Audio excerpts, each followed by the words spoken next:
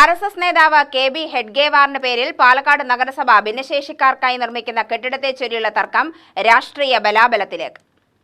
ഒരു പേരിൽ തുടങ്ങിയ കലഹം ബലാബലത്തിന്റെ വഴിയറിയുകയാണ്.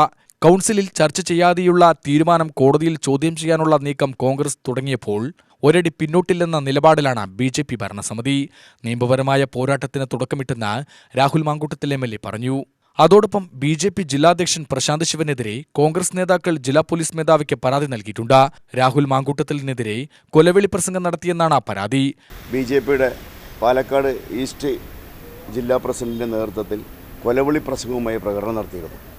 അതിൽ വളരെ മോശമായ രീതിയിലാണ് അദ്ദേഹം ഇന്നലെ ആ പ്രസംഗത്തിൽ പ്രതിപാദിച്ചത്. രാഹുൽ മാങ്കൂട്ടത്തിൽ MLA പാലക്കാട് റെയിൽവേ സ്റ്റേഷനിൽ കാലുകുത്താൻ അനുവദിക്കില്ലെന്നും കാലും കൈയും വെട്ടി എറിയുമെന്നും അതുപോലെ തന്നെ പാലക്കാട് അദ്ദേഹത്തിൻ്റെ രാഷ്ട്രീയ പ്രവർത്തനം നടത്തണമെങ്കിൽ BJPയുടെ പിന്തുണ വേണമെന്നും പറഞ്ഞ കൊലവിളി പ്രസംഗം നടത്തിയ ഈസ്റ്റ് ജില്ലാ പ്രസിഡന്റിനെതിരെയാണ് ഞങ്ങൾ പരാതി നൽകിയത് SP ഓഫീസിൽ. ഞങ്ങൾക്ക് തിരിച്ച് അതേ നാണയത്തിൽ പറയാനും തിരിച്ചടിക്കാനും അറിയാഞ്ഞിട്ടല്ല. ബ്രിട്ടീഷുകാർക്ക് മുന്നിൽ അടിപതറാത്തൊരു പ്രസ്ഥാനമാണ് ഇന്ത്യൻ നാഷണൽ കോൺഗ്രസ്. അവരെ പോലെ ഷൂ നോക്കി പാർട്ടിയല്ല എന്നുള്ളത് കൊണ്ടും മാത്രമല്ല അവർ വളരെ സംസ്കാരശൂന്യമായ ഭാഷയാണ് ഇന്നലത്തെ അദ്ദേഹത്തിൻ്റെ പ്രസംഗത്തിൽ പ്രതിപാദിച്ചത്.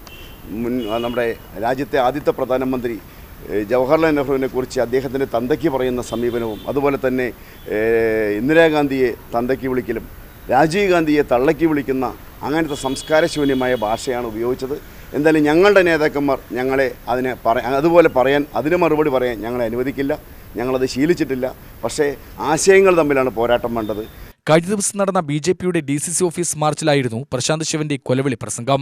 RSS നേതാക്കളെ അധിക്ഷേപിച്ചാൽ രാഹുൽ പാലക്കാട് ട്രെയിനിറങ്ങുമോ എന്നത് ജനങ്ങൾ തീരുമാനിക്കുമെന്നാണ് BJP ജില്ലാ പ്രസിഡന്റിന്റെ മുന്നറിയിപ്പ്.